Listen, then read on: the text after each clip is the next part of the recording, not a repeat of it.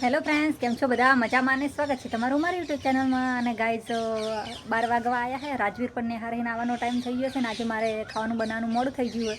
જેમ કે આજે ચોખાને બધું સાફ કરતી હતી. અને ફ્રેન્ડ્સ તમે જુઓ, આપણે રીંગણી વાવી છે પણ એમાં એટલી બધી ઈયળો આવી છે ને કે બધા પત્તા આપણી રીંગણીના અને મરચીના ખાઈ જઈએ, એટલા માટે મેં રખ્યા નાખી છે.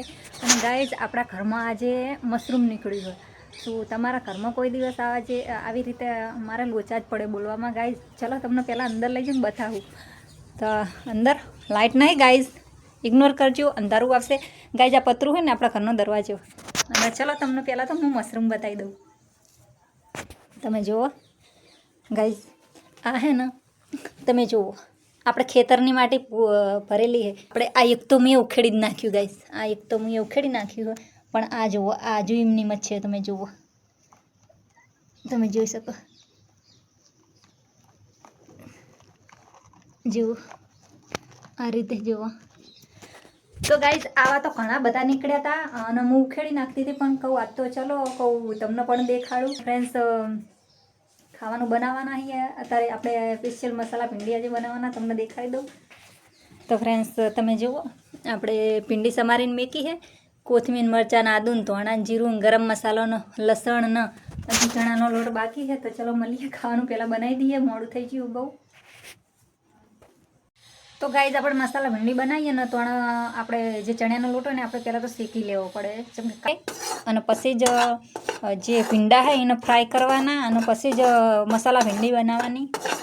તો તમે જોઈ શકો આપણે આ રીતના થોડો ગેસ ફૂલ કરવાનો ગાઈઝ, આ રીતના, અને શેકી લેવાનું.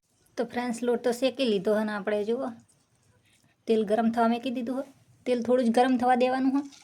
જેમ કે લસણ ને આદુની પેસ્ટ આપણે સાતળવાની હોય ને વધુ, અને ધીમો જ ગેસ રાખવાનો, આપણે ફૂલ નહીં કરવાનો. એટલા માટે મરચાં નાખી દેવાના લીલા, એને સાંતળી લેશું.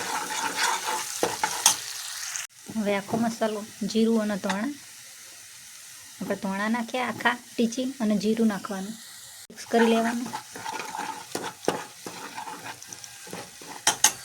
બધું મસ્ત અસલ સાંતળી દીધું છે આપણે. અને હવે આપણે ભીંડા નાખી દઈએ અંદર. મેં 200-250 ગ્રામ ભીંડા લીધા છે. હવે આપણે હળદર, મીઠું અને ગરમ મસાલો નાખી અને હલાવી લેવાનું. મીઠું તમારે સ્વાદ પ્રમાણે નાખવાનું.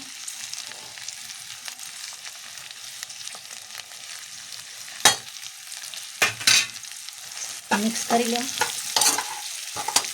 બધું મિક્સ કરી લીધું હોય. હવે આપણે ભીંડાને થોડી વખત 5 મિનિટ સુધી આપણે ઢોકી નાખશું, એટલે ભીંડો આપણે તેલમાં બફાઈને મસ્ત થઈ જાય.